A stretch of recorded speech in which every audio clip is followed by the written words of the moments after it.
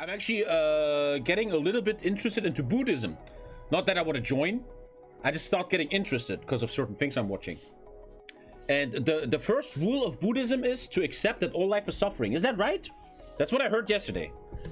And I felt that, man. I felt that. You have to understand that all life is suffering, and you have to find your place in this earth, making the suffering nice. And I felt that. I think the thing about Buddhism is a lot of Westerners like Buddhism. I'm listening to a podcast all the time with Michael Imperioli, Christopher Moltisanti of Sopranos. He's a Buddhist. And he had this interesting take. For him, and I get that, Buddhism is not so much about the religion, aka, oh, I'm a Buddhist. It's more about accepting their lifestyle to make your lifestyle better. Accepting life as chaos and suffering, and start not seeing life so bad, and start meditating. In a weird way, Buddhism would be great for me. I'm super toxic and unbalanced, man.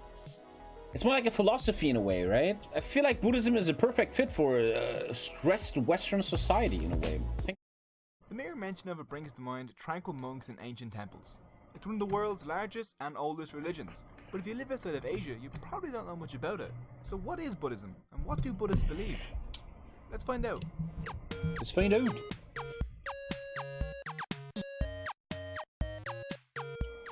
The story of the Buddha takes many different forms, and you're supposed to believe whatever version helps you the most. I've read... Oh, what did I was listening to a podcast about religion in my car, and Buddhism is in a weird way based on...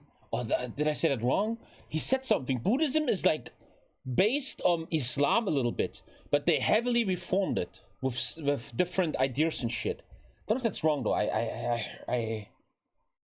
I heard something. Some shit, man. I don't know. Many... No. Something about influence or some shit. Buddhism, and what do Buddhists believe? Let's find out. So that was wrong. Something... I forgot what he said. Not that's influence, but he said something. I forgot. Yeah, sorry, I was wrong. That's why I said I could be wrong. Takes many different forms, and you're supposed to believe whatever version helps you the most. I've read many different accounts of the Buddha's life, and that's the thing what I like about Buddhism is, it's not about go to church or you go to hell. Alhamdulillah, kill the infidels. It's just fucking, hey. I don't, if you look at Myanmar, there we had the Buddhists actually killing minorities, right? They're not the nicest people, but on a personal level, this is more like a philosophy that wants to help you. It looks like, and not fucking, listen to me or you will be punished. So I've condensed all of the different accounts together and left in all the important parts. The future Buddha was born painlessly from his mother's right side in modern day Nepal. The king Shododana and Queen Maya. You can still go to his birthplace or some shit, right? I think there was many different Buddhas or some shit. When you're in Asia, there are statues everywhere. Guys, this is what the fuck's happening in this game? Is Canada gone? Rulers of Kapilavastu. The king named him Siddhartha, which means he whose aim is accomplished. An old hermit named Asita came to visit the child. The apparently very trusting king and queen decided to let this random person hold their child. Asita claimed that this boy would become a great emperor.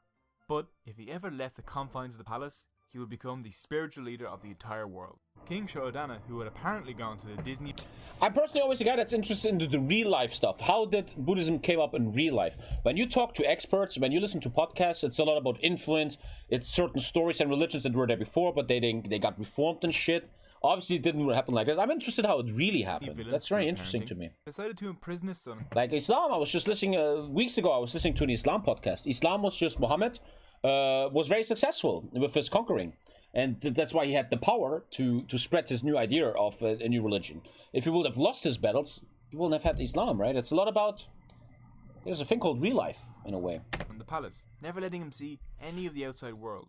No signs of decay were permitted within his sight. Flower petals were swept away as soon as they fell, and sick and old staff were sent away. Siddhartha was unaware that pain, aging, or death existed. In order to make sure that his son would never leave, the king had Siddhartha married at 16 years old to Yashodhara. It was love at first sight between the two. They had apparently loved each other in many previous lives, and may even have mated while they were tigers at some point. They had a son named Rahula, who was not a tiger, and they all lived happily ever after in the king's pleasure palaces. Until a musician, damn musicians ruin everything, came and sang of the wonders of the world. Siddhartha wanted to see this world and convince his father that all future emperors need to see the world they're going to one day rule, right?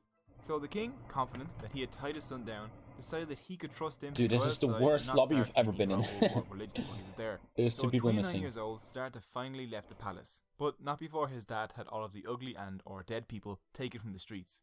Siddhartha was having a grand old time visiting his kingdom, till he came across a man with a bad cough. He asked his charioteer, Chandaka, what was wrong with the man. Chandaka explained that the man was sick and that eventually everyone gets sick. Chandaka had clearly not gotten the king's memo. This revelation blew Siddhartha's mind. On the next two trips, Siddhartha saw an old man and then a dead man. Siddhartha became depressed, knowing that everyone he loved would eventually grow old and die. And on his fourth visit, he came across a homeless traveller. This man had renounced all material things and was looking for a spiritual escape to life's suffering. Siddhartha inspired. What's so interesting to me, look, I know nothing about meditation, right? I meditated once in my life. I will probably never. But when you read and listen and hear about meditation, people report, and I believe when they say that if you meditate for many years and understand it, you have an out-of-body experience. Something crazy happens to you. And I just wonder what that feels like. That must be insane. I believe that. If you meditate a lot and know exactly what to do, you can reach a certain point where something crazy happens to you, which you and me don't know what that is. And I'm so interested. I'm really interested what does that feel like? What I will never happen to me. I'm a fucking ADHD wreck, man. But I think it's very interesting. I just want to say, it's always crazy to me when people report something very special happened to them, and I believe it happened to them, and I wonder what it feels like. The prime example being, thank you so much, Hexa. Prime example being Joe Rogan and DMT. When Joe Rogan talks about DMT, he acts like it's the revelation. It's gonna change your life forever. It's something you can never ever imagine. And it makes me feel like, dude, I want to feel that too. But also it makes me feel like, what if I get fucking permanent damage from this shit, man? What the fuck? Like, I just want to say I'm interested in these experiences, but I probably will never do them. This random homeless person decided he too had to go on a spiritual quest. He asked Chandaka to take him far away. He then sent Chandaka home to tell Siddhartha's wife and child that he was doing this because he loved them. He needed to discover an escape to life's suffering. Like, don't you feel the same? I would like to take DMT and then go back in time. Like, take it, experience it, and then go back in time. Like it never happened or something. I don't know, but have the experience of it. I don't know. Thank you so much for me, man. Death was gonna part Thank you, them all dude. eventually Tommy, for anyway, the great which is content every day to wake up and watch. that's a bleak thought. I did shrooms twice and it's very crazy. Couldn't imagine it's what that lets you see. It's like, look, I lived 30 years, right? And I never had hallucinations. And when you have a hallucination for the first time because of drugs, you're like, what the fuck? Like, you can't believe it. It's something you've never seen before. Thanks, oh Buddha. Moving on, after some wandering and studying, Siddhartha went to go live with the 5 ascetics in the woods. The ascetics practiced extreme deprivation in order to achieve enlightenment.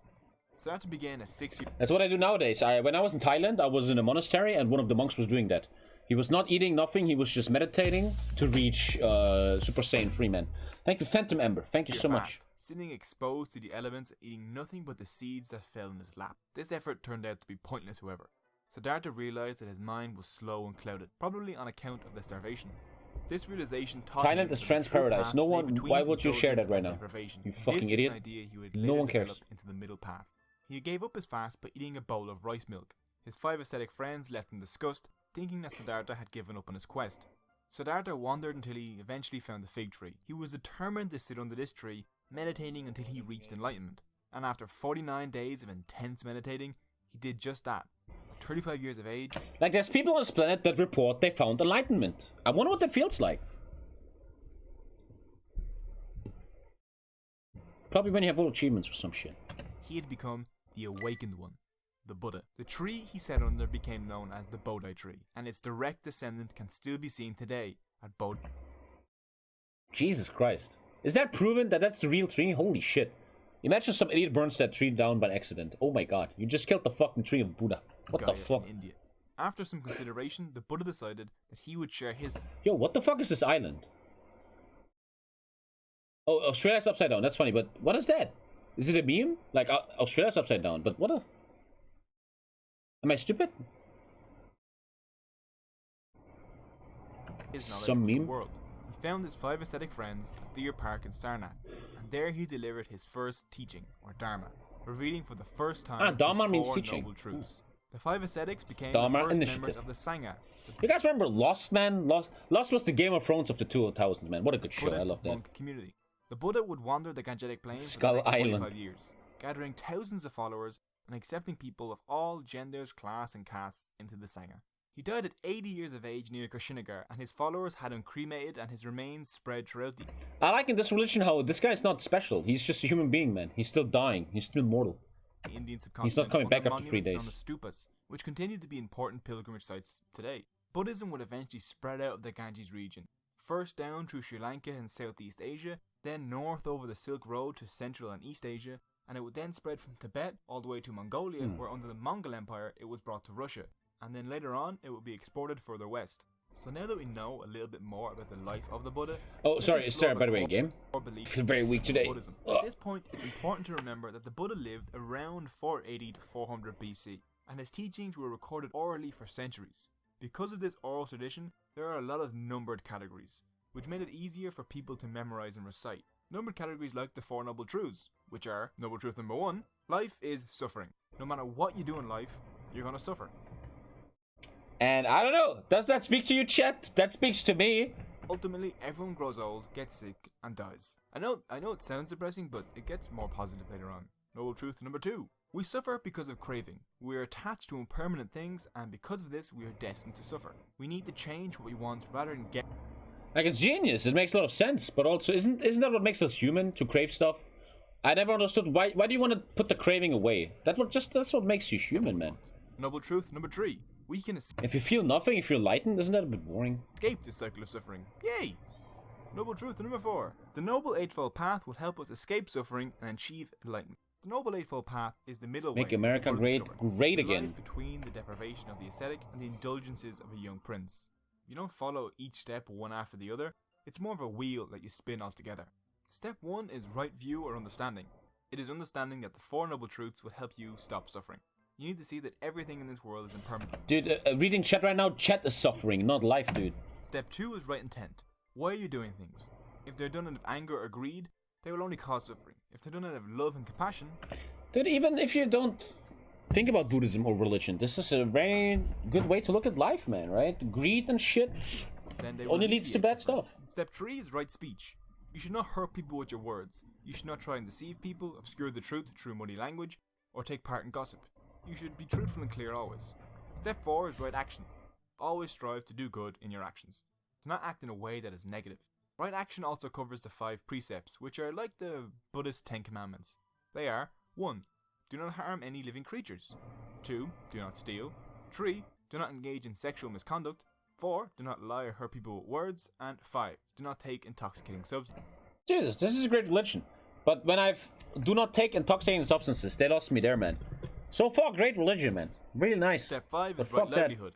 You should earn your living in an ethical way. You shouldn't be involved in arms or drugs trading, and you definitely shouldn't be involved in the slave trade, which the Buddha was very strongly against. Step 6 is right effort. You should always go about your life with a positive attitude and some enthusiasm, and you should always... I mean, this just sounds like a basic idea how every human being could be better. Thank you, Chatty. Who you are.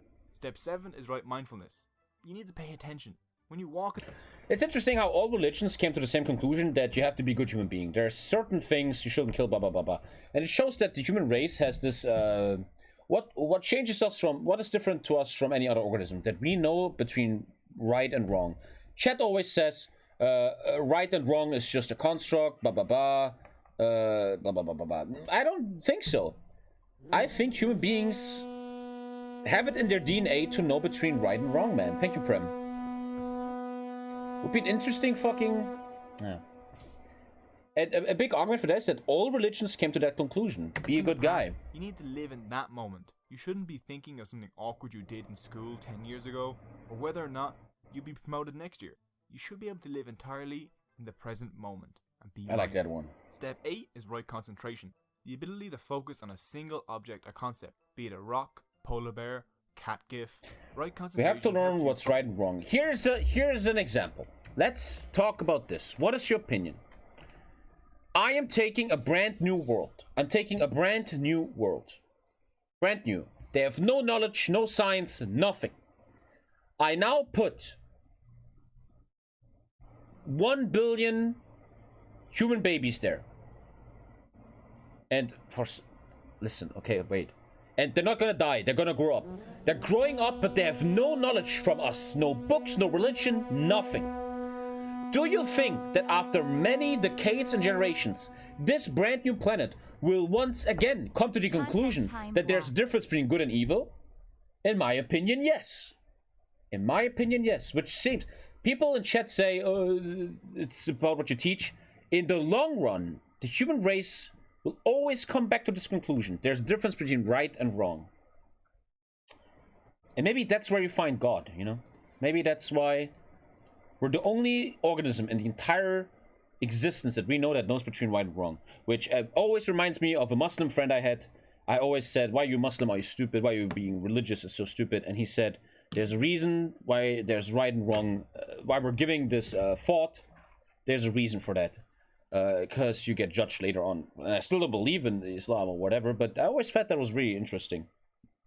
Each one watching right now knows if an action is good, neutral, or bad.